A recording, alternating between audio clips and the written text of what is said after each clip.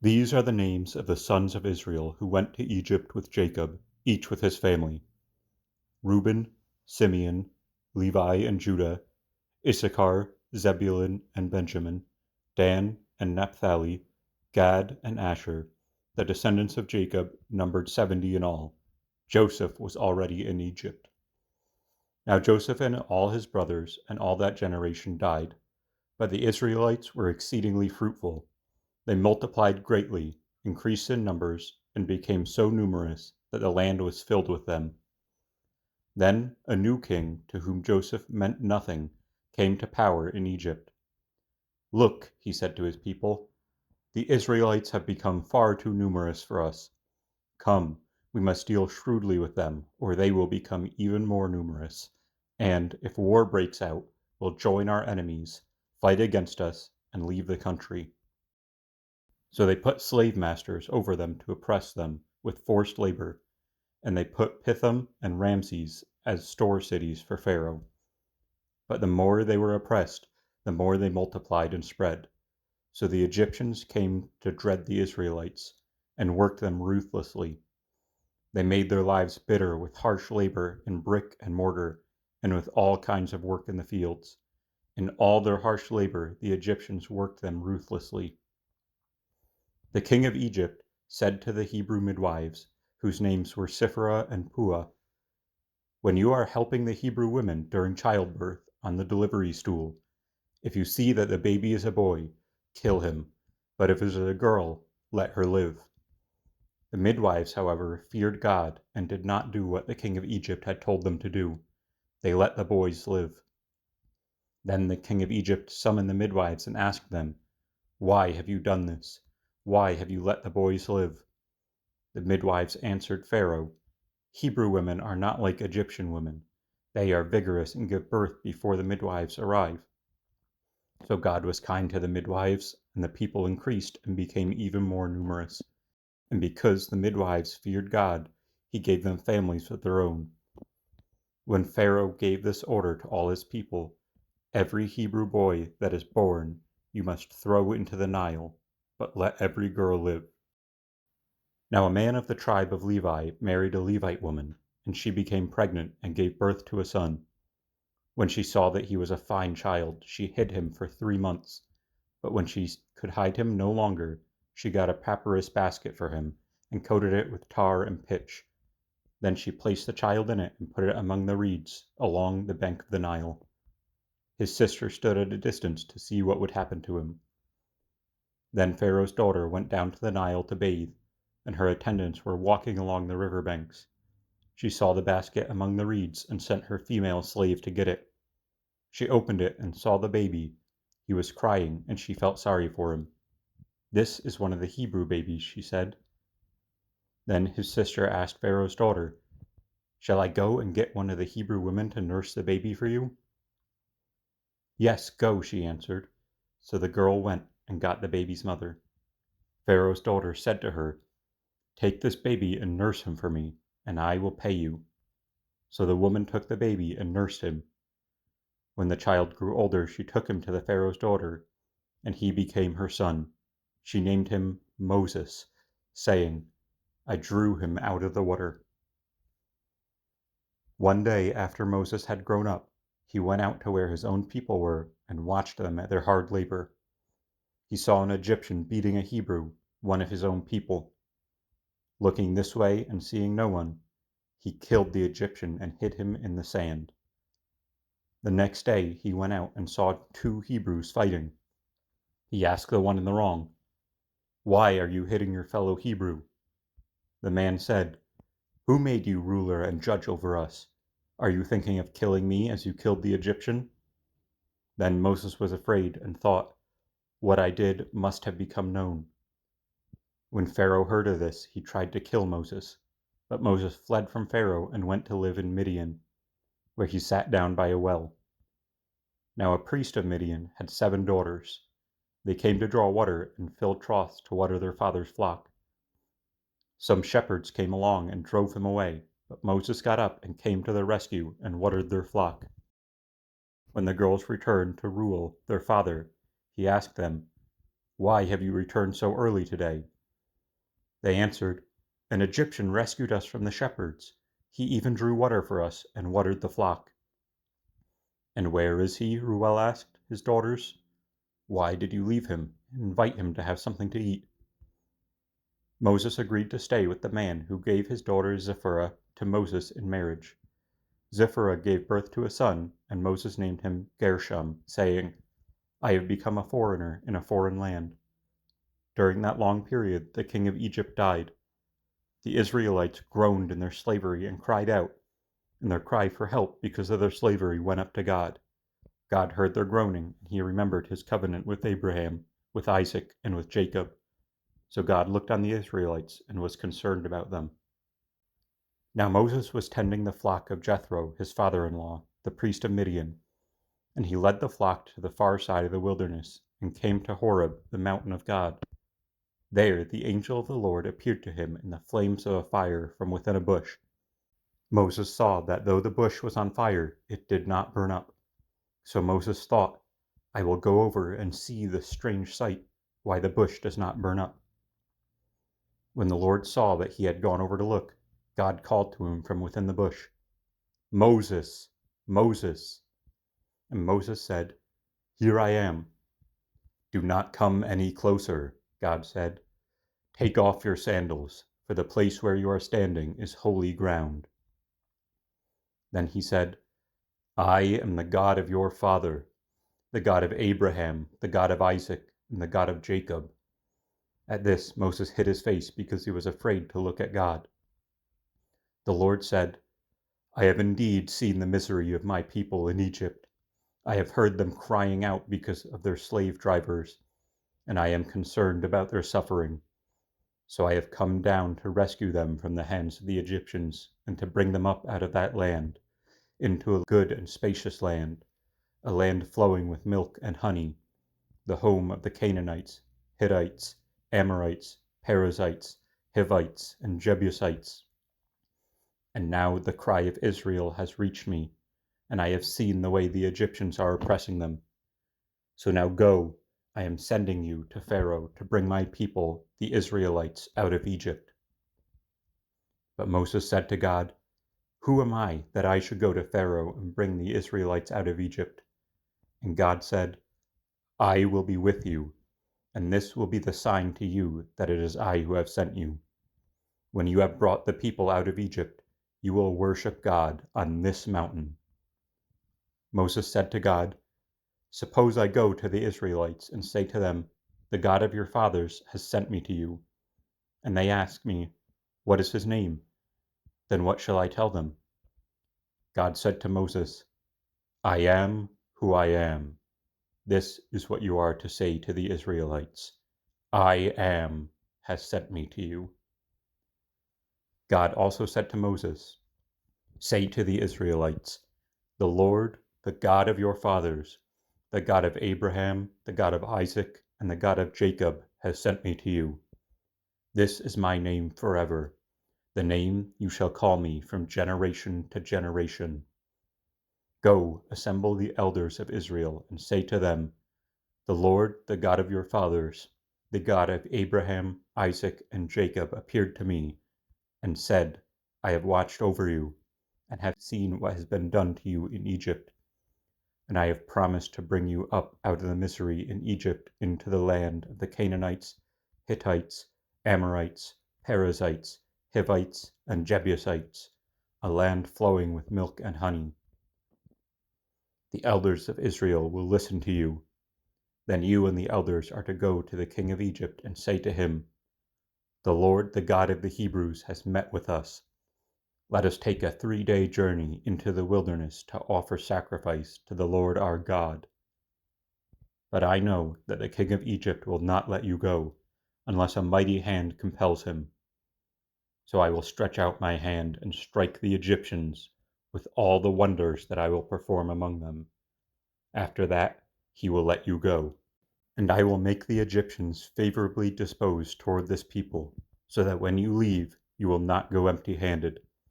Every woman is to ask her neighbor, and any woman living in her house, for articles of silver and gold and for clothing, which we will put on your sons and daughters, and so you will plunder the Egyptians." Moses answered, "What if they do not believe me or listen to me, and say, 'The Lord did not appear to you'?" Then the Lord said to him, "What is that in your hand?" "A staff," he replied. The Lord said, "Throw it on the ground." Moses threw it on the ground, and it became a snake, and he ran from it. Then the Lord said to him, "Reach out your hand and take it by the tail." So Moses reached out and took hold of the snake, and it turned back into a staff in his hand. "This," said the Lord, "is so that they may believe that the Lord, the God of their fathers, the God of Abraham, the God of Isaac, and the God of Jacob, has appeared to you." Then the Lord said, "Put your hand inside your cloak."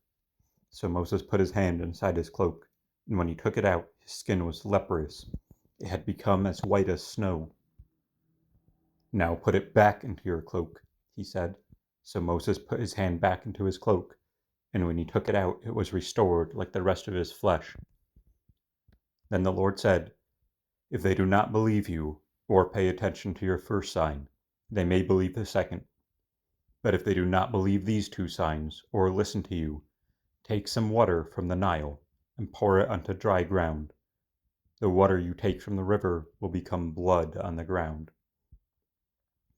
Moses said to the Lord, "Pardon your servant, Lord. I have never been eloquent, neither in the past, nor since you have spoken to your servant. I am slow of speech and of tongue." The Lord said to him, "Who gave human beings their mouths? Who makes them deaf or mute? Who gives them sight or makes them blind? Is it not I, the Lord? Now go, I will help you speak, and will teach you what to say." But Moses said, "Pardon your servant, Lord. Please send someone else." Then the Lord's anger burned against Moses, and he said, "What about your brother, Aaron the Levite? I know he can speak well. He is already on his way to meet you, and will be glad to see you. You shall speak to him and put words in his mouth. I will help both of you speak, and will teach you what to do. He will speak to the people for you, and it will be as if he were your mouth, and as if you were God to him. But take this staff in your hand, so you can perform the signs with it." Then Moses went back to Jethro, his father-in-law, and said to him, "Let me return to my own people in Egypt to see if any of them are still alive." Jethro said, "Go, and I wish you well." Now the Lord had said to Moses in Midian, "Go back to Egypt, for all those who wanted to kill you are dead." So Moses took his wife and sons, put them on a donkey, and started back to Egypt, and he took the staff of God in his hand. The Lord said to Moses, "When you return to Egypt, see that you perform before Pharaoh all the wonders I have given you the power to do. But I will harden his heart so that he will not let the people go. Then say to the Pharaoh, 'This is what the Lord says: Israel is my firstborn son. And I told you, Let my son go, so he may worship me. But you refuse to let him go, so I will kill your firstborn son.'" At a lodging place on the way, the Lord met Moses and was about to kill him. But Zipporah took a flint knife, cut off her son's foreskin, and touched Moses' feet with it. "Surely you are a bridegroom of blood to me," she said. So the Lord let him alone. At that time she had said bridegroom of blood, referring to circumcision. The Lord said to Aaron, "Go into the wilderness to meet Moses." So he met Moses at the mountain of God and kissed him. Then Moses told Aaron everything the Lord had sent him to say, and also about the signs he had commanded him to perform. Moses and Aaron brought together the elders of the Israelites, and Aaron told them everything the Lord had said to Moses. He also performed the signs before the people, and they believed. And when he had heard that the Lord was concerned about them, and had seen their misery, they bowed down and worshipped. Afterwards, Moses and Aaron went to Pharaoh and said, "This is what the Lord, the God of Israel, says: Let my people go, so that they may hold a festival to me in the wilderness." Pharaoh said, Who is the Lord that I should obey him and let Israel go? I do not know the Lord, and I will not let Israel go." Then they said, "The God of the Hebrews has met with us. Now let us take a 3-day journey into the wilderness to offer sacrifices to the Lord our God, or he may strike us with plagues or with the sword." But the king of Egypt said, "Moses and Aaron, why are you taking the people away from their labor? Get back to your work." Then Pharaoh said, "Look, the people of the land are now numerous, and you are stopping them from working." That same day Pharaoh gave this order to the slave drivers and overseers in charge of the people: "You are no longer to supply the people with straw for making bricks. Let them go and gather their own straw, but require them to make the same number of bricks as before. Do not reduce the quota. They are lazy, that is why they are crying out, 'Let us go and sacrifice to our God.' Make the work harder for the people, so that they may keep working and not pay attention to lies." Then the slave drivers and the overseers went out and said to the people, "This is what the Pharaoh says: I will not give you any more straw. Go and get your own straw wherever you can find it, but all your work will not be reduced at all." So the people scattered all over Egypt to gather stubble for use for straw. The slave drivers kept pressing them, saying, "Complete the work required for you each day, just as when you had the straw." And Pharaoh's slave drivers beat the Israelite overseers they had appointed, demanding, "Why haven't you met the quota of bricks yesterday or today as you did before?" Then the Israelite overseers went and appealed to Pharaoh. "Why have you treated your servants this way? Your servants are given no straw, yet we are told, 'Make bricks.' Your servants are being beaten, but the fault is with your own people." Pharaoh said, "Lazy, that is what you are, lazy. That is why you keep saying, 'Let us go and sacrifice to the Lord.' Now get to work. You will not be given any straw, yet you must produce your full quota of bricks." The Israelite overseers realized they were in trouble when they were told, "You are not to reduce the number of bricks required for you each day." When they left Pharaoh, they found Moses and Aaron waiting to meet them, and they said, "May the Lord look upon you and judge you. You have made us obnoxious to Pharaoh and the officials, and have put a sword in their hand to kill us." Moses returned to the Lord and said, "Why, Lord? Why have you brought trouble on the people? Is this why you sent me? Ever since I went to Pharaoh to speak in your name, he has brought trouble on this people, and you have not rescued your people at all." Then the Lord said to Moses, "Now you will see what I will do to Pharaoh. Because of my mighty hand, he will let them go. Because of my mighty hand, he will drive them out of this country." God also said to Moses, "I am the Lord. I appeared to Abraham, to Isaac, and to Jacob as God Almighty, but by my name the Lord, I did not make myself fully known to them. I also established my covenant with them to give them the land of Canaan, where they resided as foreigners. Moreover, I have heard the groaning of the Israelites, whom the Egyptians are enslaving, and I have remembered my covenant.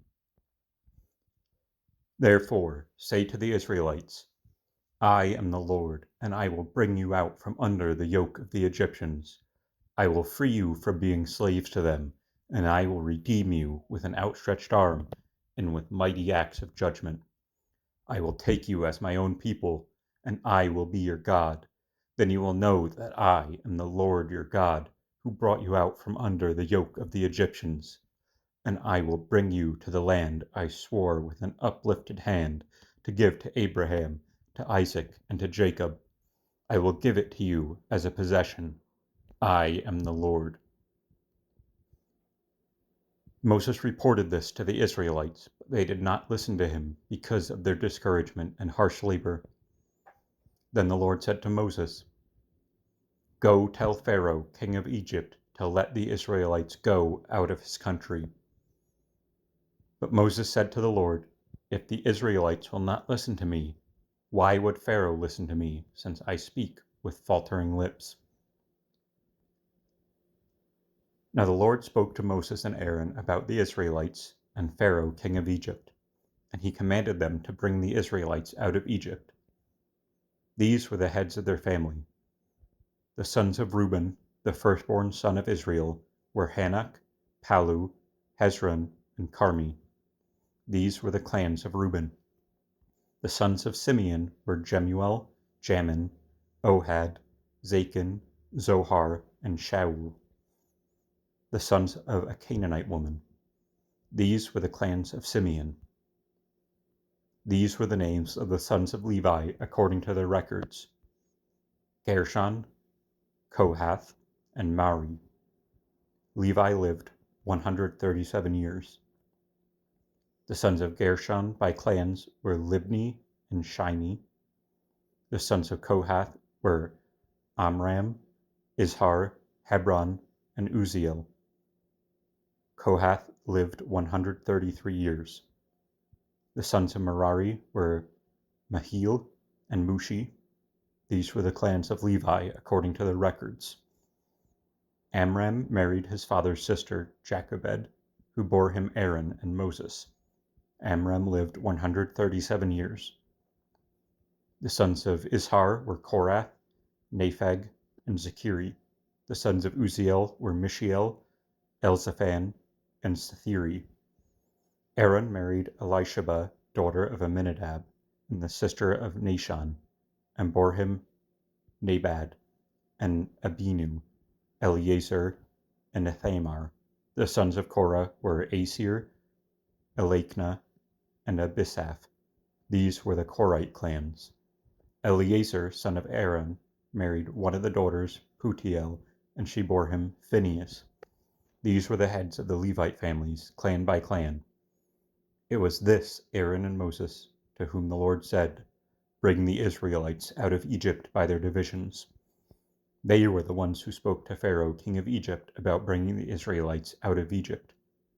This same Moses and Aaron. Now when the Lord spoke to Moses in Egypt, and said to him, "I am the Lord.